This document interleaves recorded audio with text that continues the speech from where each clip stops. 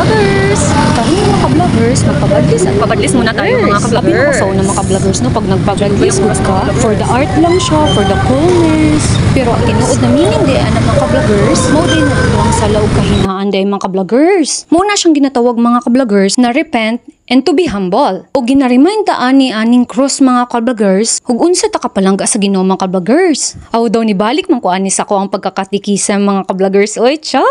Bito mga ka-vloggers no, masking unsa ta ka makasalanan na tao mga ka-vloggers, pero ang Ginoo wala kita gipasagdan mga ka-vloggers. Grabe gud ang ihang pagmamahal gihatag sa ato ang mga ka-vloggers.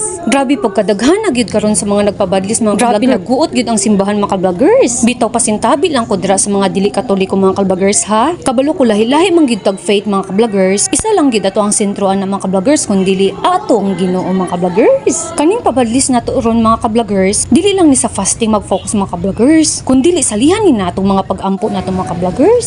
Pero bitaw lahi-lahi man tag pag-apply ana sa tong kinabuhi mga ka-vloggers, ug diin ka komportable mga ka-vloggers didto ta mga ka-vloggers. Bitaw mga ka-vloggers, diri lang ko kutob mga ka-vloggers ha. Bye mga ka-vloggers.